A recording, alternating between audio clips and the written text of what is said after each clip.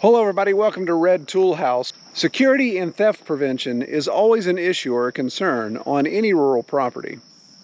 Now we've worked pretty diligently over the last 20 years to try to mitigate any type of theft concerns in those situations, but it's taken a little bit of time to put that together. Now we've used a variety of detection devices and deterrents, and this video is not going to get into detailing those. That would obviously be kind of stupid for me to detail all those in a big public forum like this. It's best that they remain secret and unrevealed, of course. But there is some specifics I'd like to talk about when it comes to securing your rural property. And no, we use non-lethal deterrents, so well, at least the ones I'm going to show you. I'm not going to show you where I have the claymores hidden and the deadfall bear traps and all that type of stuff. We're not going to detail any of those. I'm kidding. Don't booby trap your property. That is a whole big issue. Law doesn't reflect too well on that.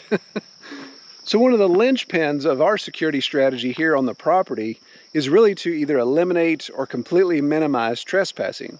Because if you think about it, trespassing is really the key to everything. You can't steal something off my property unless you trespass. So if I can discourage you from passing through or making sure there isn't a logical reason why you should pass through and you don't lay eyes on my stuff, then there's a pretty good chance you're not going to steal it. So we always focus on deterring trespassing first and foremost. So really our biggest offenders here on the property, at least for the last 10, 15 years, are the four-legged variety. You know, we have to put security in place to keep the four-legged critters from trespassing and doing damage. Their theft is a little different. So behind me here where we have some chickens, we obviously have to worry about raccoons and possums, and fox of course, coming in and stealing and killing our animals. Now when it comes to the garden, of course, then we have to worry about the white-tailed deer, who absolutely just wail on this stuff this time of year. So that's why behind me you see that there's I don't know if you can see the details of it, but there is a 3-strand electric fence, and it's running about 15 kilovolts right now, which is a little excessive, but it seems to be getting the deal done. They haven't been eating my potatoes once I put that in place. So they must have experienced it and realized that that was no fun at all. Now for the two-legged variety of theft deterrent, we have to do things a little differently. And of course we have to be a little more passive. Like I said, we can't booby trap. We can't set up these pitfalls to injure somebody. That is against the law. So our methods have to be a little more passive, and they involve a combination of security and detection, and obviously just general exposure. So one thing I like to rely on is lighting. I've learned over years that most, in my experience, will do theft when they think either A, you're not home, or B, in the dead of night. So incorporating lighting, incorporating some triggers like that bring lighting on, help deter theft. So there's some obvious benefits to adding lighting as part of your security method. The first benefit, of course, it's probably one of the most inexpensive ways to add security to the property. Lighting strategic areas. Lights aren't that expensive, especially when you look at some of the solar options now. You get into motion detecting, you get into those type of things. Really doesn't get that expensive, so it's cheap. Secondly, it obviously provides illumination in areas, so it prevents lurking. Lurkers like to lurk in the dark, so strategically place lights here on the front of our property kind of keep those areas from being possible. If you're going to lurk, you're going to have to go way up on the mountain and back around. And most thieves aren't that energetic to do that. So it lights up for visibility, so there's no secret path to lurk. And secondly, it obviously increases visibility for me. I have, turn here around, the house up here. So about 9 months out of the year, I've got a pretty good bird's eye view of everything. Now this time of year, things get green and bushy. But I've got a pretty good bird's eye view, so I can look out any of my windows on the frontage and get a pretty good scan of the property after dark, because the lighting in key areas takes care of that. And that also helps security cameras, of course, too. So increased lighting helps security cameras, even if they're infrared or regular. That additional lighting can help bring in more detail and allow you to see more further away. So I'm down here on the front of the property. Again, this is really the only way in on this place, unless you want to hike for miles on the back end of our property. And again, if anybody's going to steal anything heavy, they're normally not hiking. They're going to have to bring a piece of equipment in, you know, a truck or trailer or a side-by-side to be able to steal something. So my goal is focusing on lighting strategic areas here on the front. Now, one issue I've always had is I don't have power down here. Our power goes up to the house and up to the workshop in the barn. So this front area doesn't have power. So to add lighting down here traditionally would require me to do a power drop.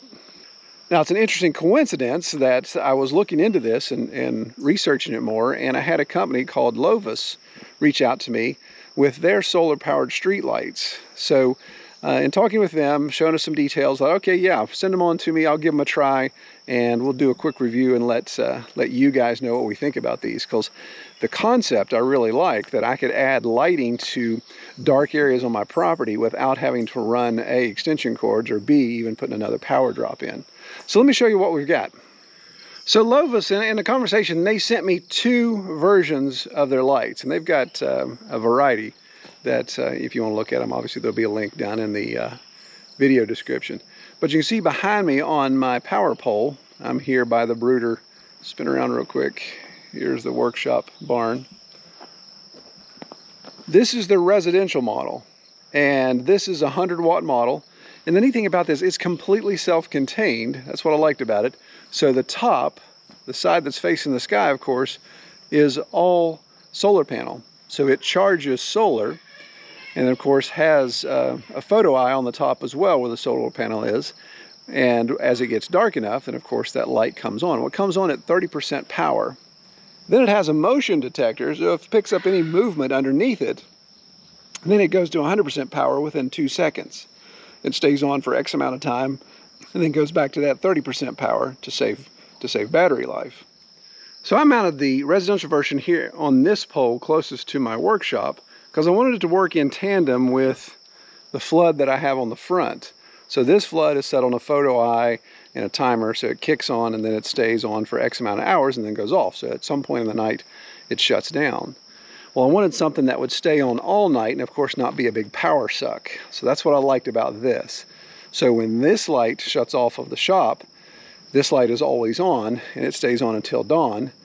And of course has that motion detector. So it's a flashing type of thing. It comes on, gets brighter.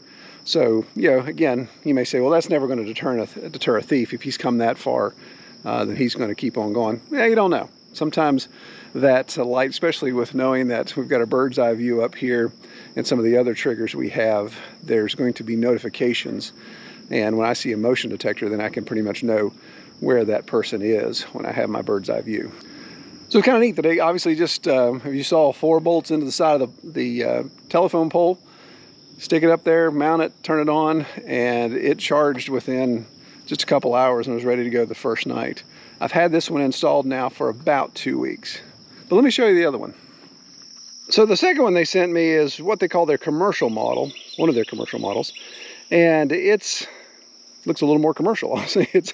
It's aluminum, it's a little bit bigger, it's a little more formable. You could tell, you know, weight-wise, it was weightier. And so I mounted it to this pole that is at the base of my driveway. So anybody coming up the driveway, of course, is going to trigger this. And that's been working great. I love that.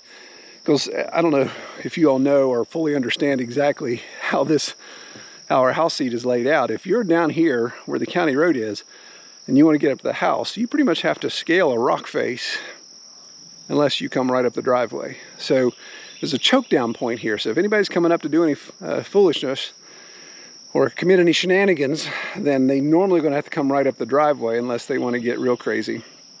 And so that's going to make them trigger the light and some other things when they come through. So this commercial one has a couple extra features, even comes with a remote that you can change some of the settings and how it triggers and all those type of things. So it's kind of neat. And that's what I like about these being self-contained. Obviously, I don't have to climb a pole to make any changes. It is what it is. And, you know, the thing either works or it doesn't. Now, obviously, time will tell as we have these up here for a while. We'll just see how they hold up. And I'll obviously address that if there's an issue on down the line to keep you guys posted. But so far, I've had this one up about a week and a half, and it's been working great. In fact, my son came home one night. He works late, so he came home, didn't know I'd installed it, and scared him to death. He thought an alien ship decided to try to beam him up when he started up the driveway. Well, we're going to wait about another hour here, let the sun set, and we'll show you how it works. Actually in the dark, because that's what you want to see with the light, right? All right, so it's dusk now. I'm standing here in front of the workshop. So I've got the workshop light in my face, so you can at least see me. And where did it go? Yeah, so you can see that the residential light is on right now. And I don't know if you can notice all the way down here, you can see the commercial one over the driveway is on as well. So I'm gonna get a little closer, see if we can get that motion detector to trigger.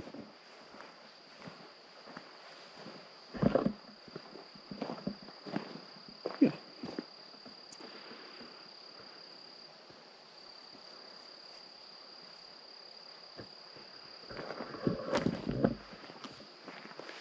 So you can see it lights up the area pretty well. And if I stand here still long enough, then of course it'll go back to a 30% intensity. There it goes.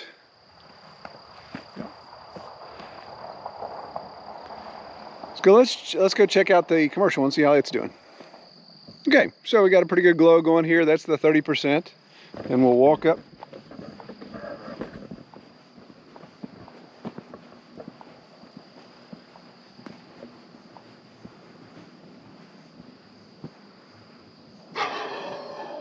Oh, triggered my alarm. There's another deterrent as well.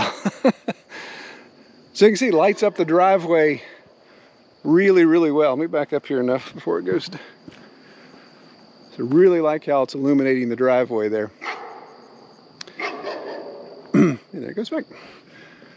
So probably the biggest benefit I like about these lights, this style, this solar self-contained style, is that if I want to do different configurations, I can move these around. Simply shimmy up a ladder, remove 4 bolts, and move it somewhere else. You know, I've got poles, I've got trees, I've got other things that I can put in place, and that will really allow me to configure as I need to. I like the idea, probably toying with the idea of actually setting a pole down here at the creek crossing and doing the same thing with one of these lights, maybe even 2 of them, one on either side, so it can really get that place lit up and put the pole in deep enough that even if the water got up around it, I don't have to worry about shorting out anything or doing any damage to the light, since it's all self-contained and up on a pole. Well, if you're interested in looking into these lights a little bit more, I'll post some information down below. But I strongly suggest on your homestead, on your farm, if you're planning, if you've already got it in place, then put together some sort of security game plan, and you look at your passive opportunities there to really protect your property and all your belongings. All right, well, I hope everyone has a great evening. Take care.